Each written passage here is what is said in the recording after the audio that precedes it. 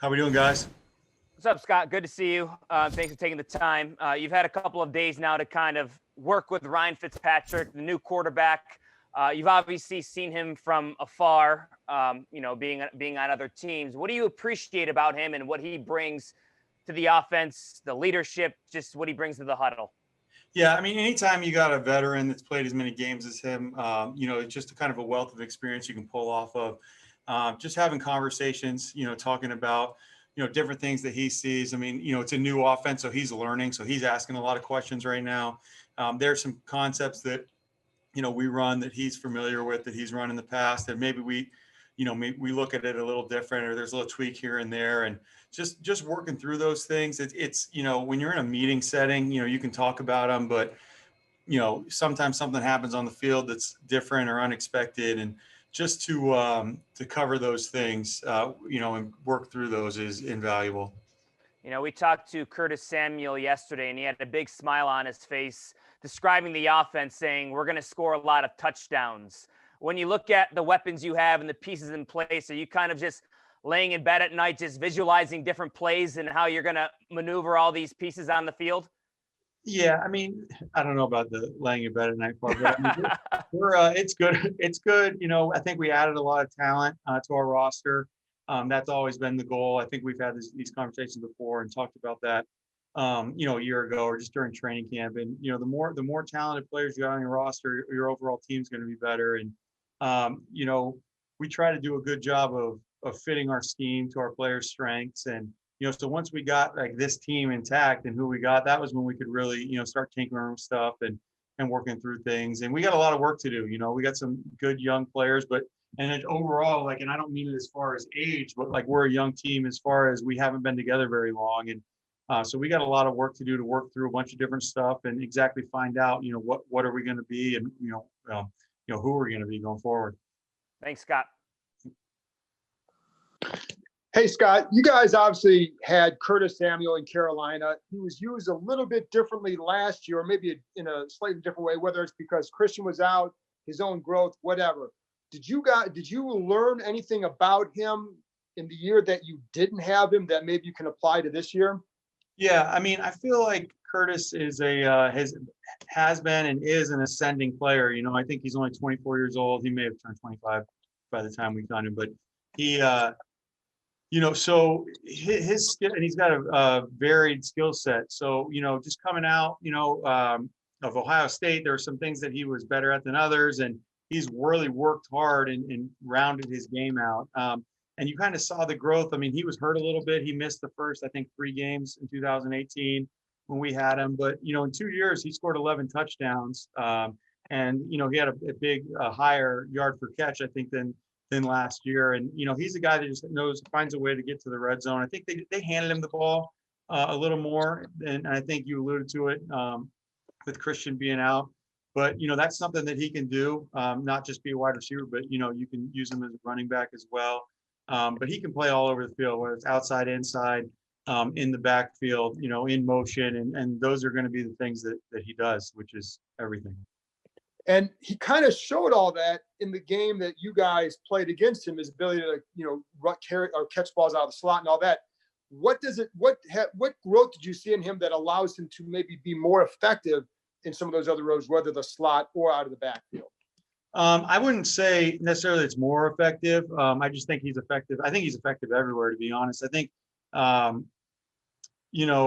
the thing, I think he's a guy that where he can grow in his game is throwing the ball down the field. I think he can make a lot of plays down the field.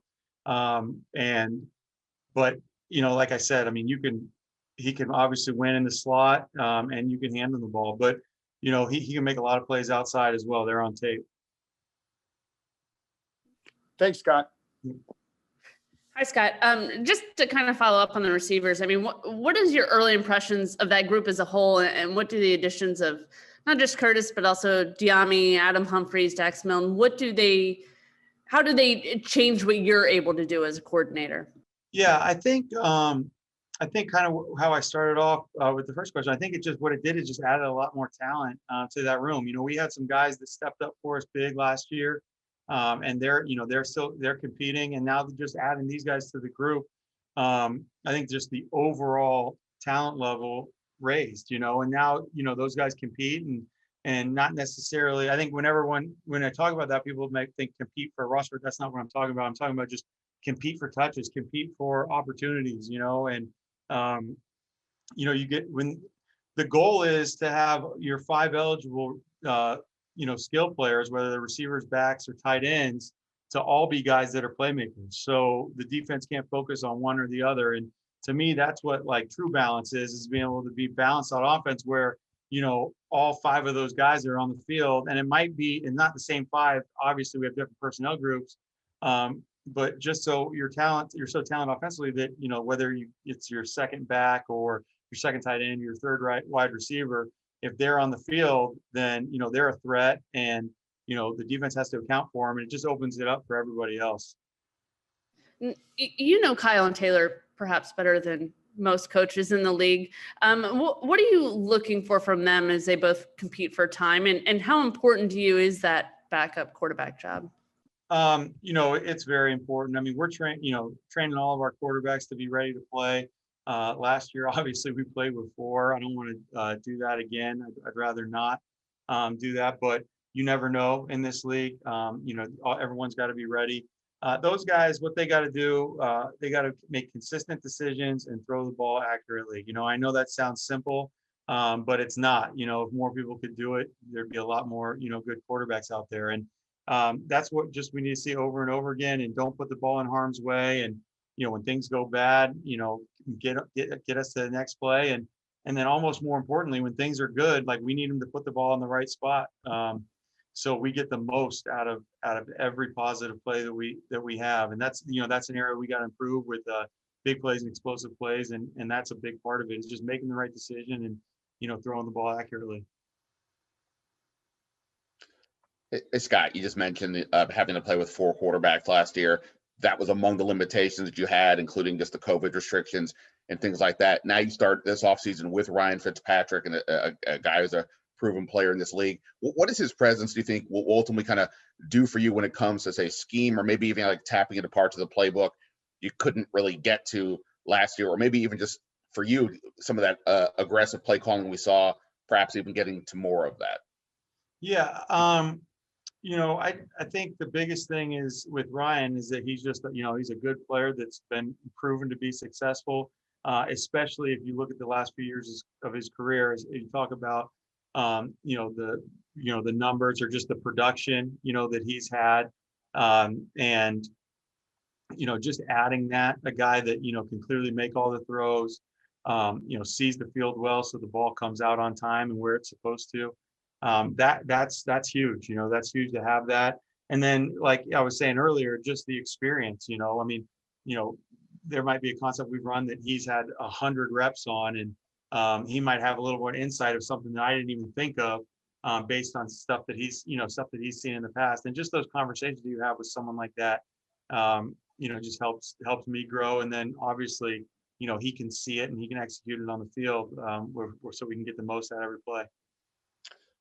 We talked to Taylor Heineke yesterday, and he talked about some of the changes he's made, both physically putting on some weight, but also mentally, sort of the idea of maybe dial back some of that all-out style he's used to doing, like the dive against Tampa Bay where he scores a touchdown, but also kind of hurts himself. Said maybe next time he would go out of bounds at the 2-yard line rather than put himself in that position. But I'm just curious, from your perspective, what's that? Is there sort of a line between playing it smarter, but also not losing that aggressive style that kind of helped you put you in the position in the first place? Yeah, I mean, so first off, like you said, I know Taylor pretty well. If he's in that situation again, he's diving for the pylon. There's no question about that. But I mean, that was a playoff game. We need to have it. But overall, and I had this conversation with him at the end of the season, the one thing I told him he needed to put on weight in his upper body, and just to protect himself. It's not for, obviously he could play the game and we saw that, but just to protect his body from taking hits. I mean, that's the one thing that gets overlooked, I think, is, the quarterbacks and their size. And a lot of the reason that guys want bigger quarterbacks is because you got to take the pounding of getting hit, for 16, now 17 plus games. So that was one thing. And he definitely did that. You can see the dedication that he put in, and he's bigger, his upper body is clearly bigger. He's put on some weight. And then the other part of it is, he has 2 starts in his career, and both the times that he played, it was like that was his one opportunity to kind of show people that he belonged. So he wasn't gonna slide, or he wasn't gonna slide. He's gonna run. He might take an extra hit. Like, he's a tough guy. And that's now the conversation is, man, we've seen you do it. Like, we know you can do it. If you play again, on a long scramble and they're coming to hit you, just slide and don't take that extra hit. Get out of bounds, throw the ball away, those types of things. Live to play another play, where before, and understandably so, his mindset was, hey man, I'm going to do everything I can, because you don't know what play is going to make the difference of, me having a career in this league or not.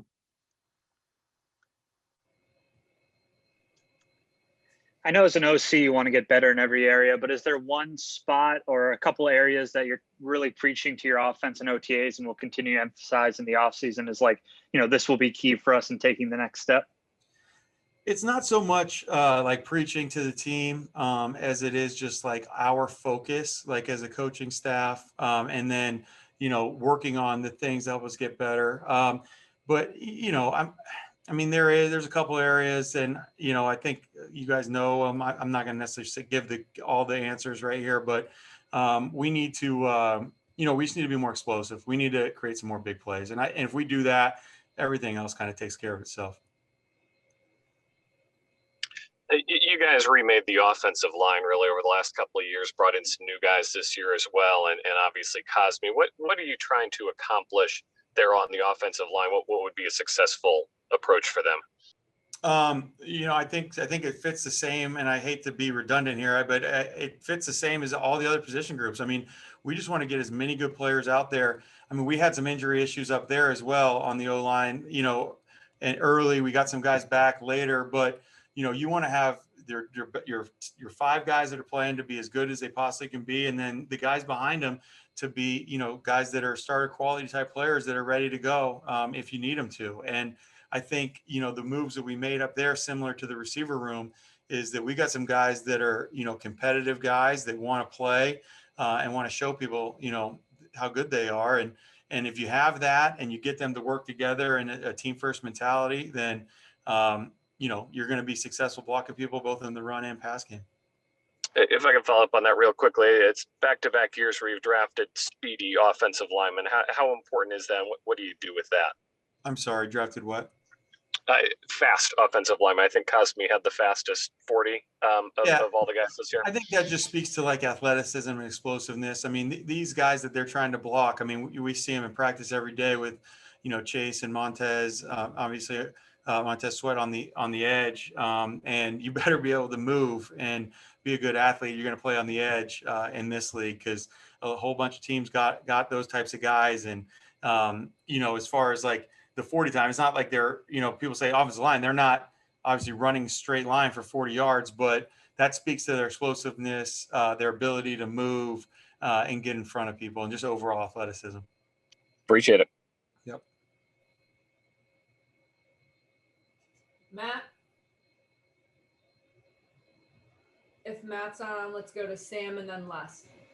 Hey, Scott, we've talked a lot about, getting vertical, hitting those chunk plays more often, but I guess I wonder if you do start to hit those at a higher percentage, what does that unlock for you, or what does that make more effective, maybe other parts of the offense that maybe could make this be more complete than maybe it was last year? Yeah, I think, what it does is just you stretch the field. So what we did, last year, I think we played well sideline to sideline as far as horizontally stretching the field, getting completions that way, moving guys to open up holes in the run game, that type of thing. But now if you can stretch the field vertically, it opens up just the intermediate passing game, the short passing game. Instead of catching it and getting tackled for a 7-yard gain, maybe it's a 12-yard gain. And those types of things just add up. Okay, if they're worried about the down the field passing, then it opens up the run. It's just it all complements each other.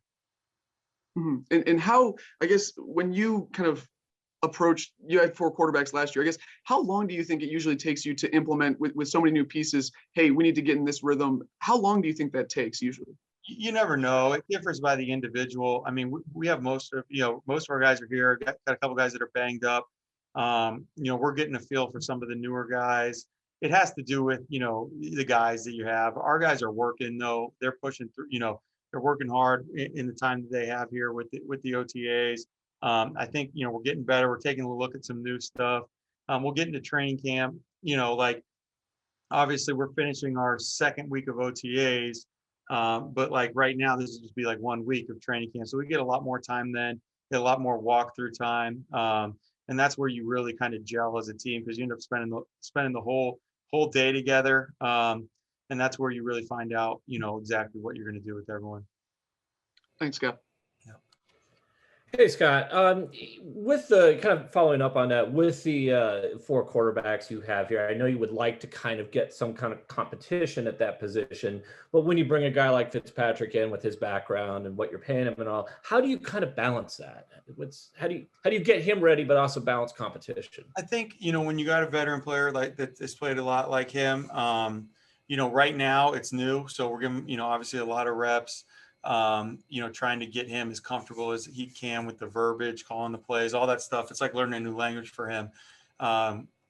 And, you know, so him working through that is big. You know, like the guys that we have with, he's talking about Taylor and Kyle, you know, they've played the backup role where, you know, they have experience with the offense where you can be ready with not a lot of reps, but they're still getting reps. That, you know, the beauty of being in OTAs and having a 90-man roster is you work 1s, 2s, and 3s, and we kind of roll guys in those groups. So all 3 of those guys are getting reps this time of year. The time that it gets complicated is when you get to the season. You only have so much practice time before a game. But right now it's easy to get everybody reps, and we can kind of roll guys. You know, we'll throw a different guy in with the first group or mix up who's with the second or third group. And we're getting Montez some reps. And, you know, you got, there's enough to go around right now. I mean, I say that I never feel like we have enough, but there is enough. And it's not like you're going to have a guy take, you know, whatever, 60 straight reps in a practice and every day is a game for him. So, you know, and you can evaluate, you know, you can evaluate those guys. And what happens is sometimes, you know, maybe they don't get the chance to throw with the number 1 receiver. So if they do become the starter, that stuff's a little new, but you know, guys have to do a pretty good job of adjusting to that. With Fitzpatrick, I mean, he's kind of been so many places and done so many things. Is there a part of your offense, I know this is early, where you can maybe say this is something he can't do, or does he have kind of a skill set that really will allow him to do everything that you do in your offense? I mean, there's a skill set. Everybody's got strengths and weaknesses. You're going to play to certain guys' strengths. You know, we're going to approach Ryan Fitzpatrick different than we would when we had Cam Newton in Carolina. You know, different guys are different. That's extreme examples, but there's levels to that. And that's just, you know, that's kind of how we look at it. And then you do that. Like Ryan is a very self-aware guy, and like he'll tell me like, hey, I don't, you know, I've run this concept, you know, I don't have a great feel for it. And then we'll have a conversation about it. We might look at it and then say, hey, you know, we're better off. There's a lot of plays that you can run in football. So, you know, we can be selective and work to do what's best for our guys. Last one, Chris Russell. Hey, Scott. Two-parter. How has Samus Reyes kind of developed so far? And I know it's early. I mean, when we've been out there, he's had a couple of drops, but you can see the athleticism. And I guess the second part would be, what did it mean to you to have your dad out at practice? I forget when that was, 2 weeks ago or whatever it was. Yeah, well, the last two. Right. Were this one. So, yeah, first one, Samus has been really good. He's a very intelligent guy, but this is all new to him. And like everything's new, like learning the play calls, where to line up, what are the rules of the game, you know, technique as far as blocking. It's probably, you know, it's a very challenging position in tight end as tight end because you got to run block, pass block, as well as run routes. But I mean, his size and speed and athleticism is definitely flashed. You know, we've seen, you know, you see that. I think you guys have seen that when you're out here. Some of the drop stuff, like he's got good hands. It's just, you know, he's concentrating. Maybe the wheels are spinning a little bit. So he loses focus. But I think he's a guy that we're excited to have here, excited to work with. And you can see the improvement each, you know, we just finished our 6th practice and each one, you know, he's getting better. And then about my dad, I mean, it was great. I mean, last year was tough because he would have been out here, but obviously all the COVID, all the regulations, all the rules, those types of things, we couldn't have him in here. So just to see him, have him be here, not only here, but just staying at my house around my kids and hanging out. My mom was here too, and that was great. But it's good. And, he watches our tape. We talk all the time anyways, just have him here in person, sitting in the meetings with guys. And, he worked with most of our staff and, a lot of our players that we have in Carolina. So they were happy to see him, and he was giving them all a hard time.